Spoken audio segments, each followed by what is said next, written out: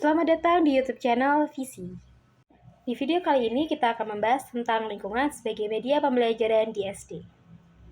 Izinkan saya memperkenalkan diri. Perkenalkan, nama saya Visi Kinia Picrapinu dengan NIM 14144 kelas 5A PGSD Universitas Negeri Gorontalo. Dibuatnya video ini untuk memenuhi penugasan mata kuliah media dan sumber belajar yang diampu oleh Dr. Rustam I. Hussein, SAG, MPD.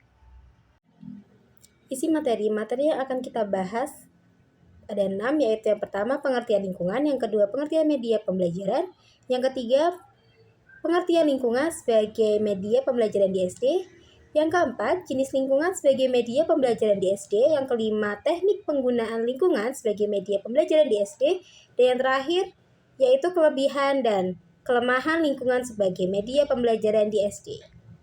Kita akan membahas satu persatu materi tersebut.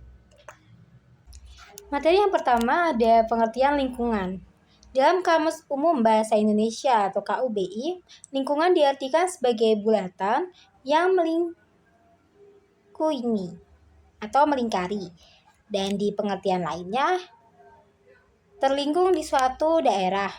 Dalam bahasa Inggris, peristilahan lingkungan ini cukup beragam. Di antaranya ada circle area, sphere, dominant, range, dan lain sebagainya. Artinya kurang lebih berkaitan dengan keadaan atau segala sesuatu yang ada di sekitar atau sekeliling.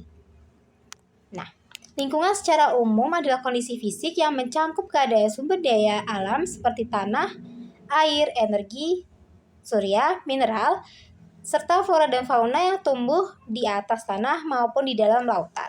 Pengertian lain dari lingkungan adalah segala sesuatu yang sifatnya eksternal terhadap diri individu, karena lingkungan merupakan sumber informasi yang diperoleh melalui pencitraan panca indera yang kemudian diterima oleh otak. Secara umum, lingkungan dapat dikelompokkan menjadi 3, yaitu lingkungan alam atau lingkungan fisik, lingkungan sosial, dan lingkungan budaya.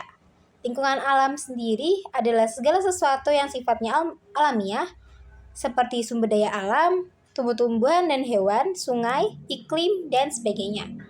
Lingkungan sosial terkait dengan kehidupan bermasyarakat. Lingkungan budaya adalah lingkungan yang sengaja diciptakan atau dibangun manusia untuk tujuan tertentu yang bermanfaat bagi kehidupan manusia.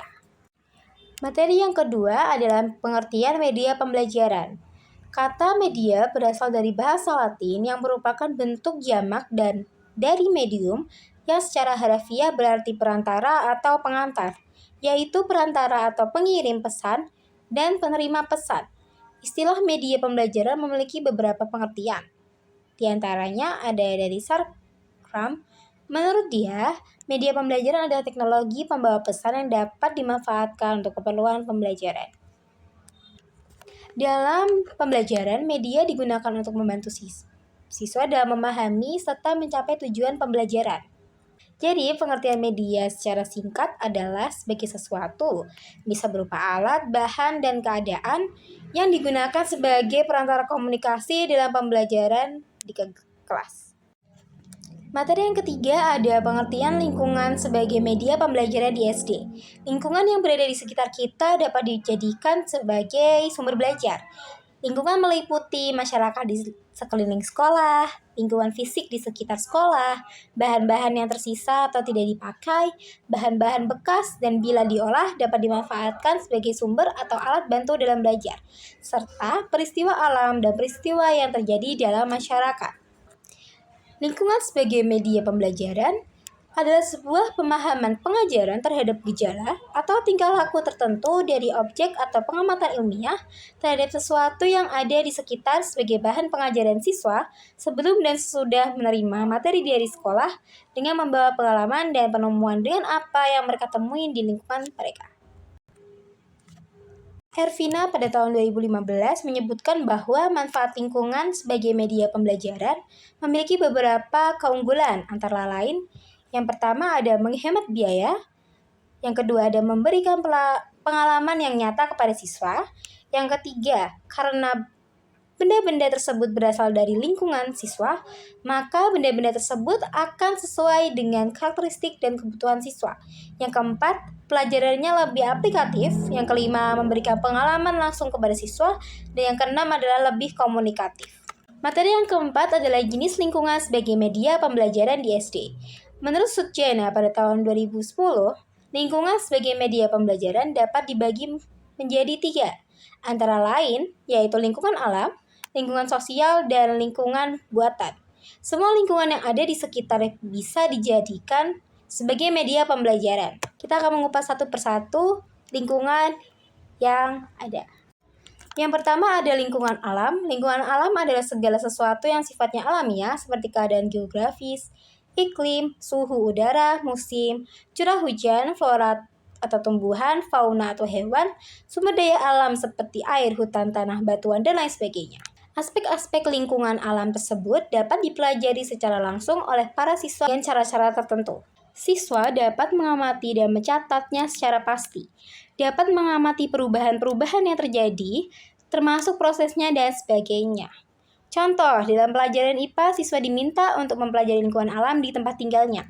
Siswa diminta mencatat dan mempelajari suhu udara, jenis tumbuhan, hewan, dan batu-batuan, serta kerusakan alam ataupun pencemaran dan lain sebagainya. Yang kedua adalah lingkungan sosial. Lingkungan sosial sebagai sumber belajar berkenaan dengan interaksi manusia dengan kehidupan bermasyarakat seperti organisasi sosial, adat dan kebiasaan, mata pencaharian, kebudayaan, pendidikan, kependudukan, struktur pemerintah, agama, dan sistem nilai. Dalam praktek pengajaran, penggunaan lingkungan sosial sebagai media dan sumber belajar hendaknya dimulai dari lingkungan yang paling dekat seperti keluarga, tetangga, rukun warga, kampung, desa, kecamatan, dan seterusnya. Melalui kegiatan belajar seperti itu, siswa dapat lebih aktif dan lebih produktif, sebab ia mengarahkan usahanya untuk memperoleh informasi sebanyak-banyaknya dari sumber-sumber yang nyata dan faktual.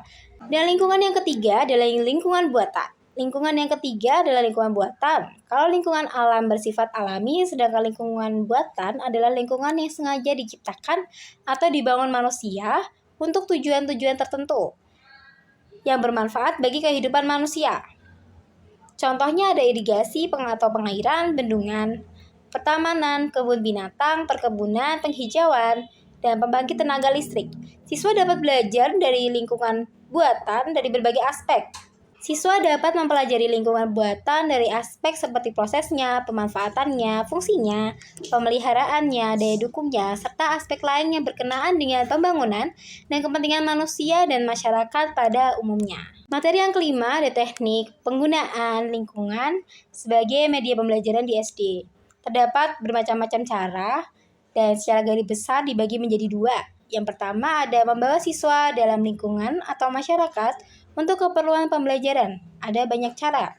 Yang pertama ada karya wisata, yang merupakan kunjungan siswa keluar kelas untuk mempelajari objek tertentu sebagai bagian integral dari kegiatan kurikuler sekolah. Yang kedua ada survei. Survei merupakan usaha untuk memperoleh keterangan-keterangan faktual tentang suatu aspek dari masyarakat dengan menyelidiki sistematis atau dengan penyelidikan sistematis.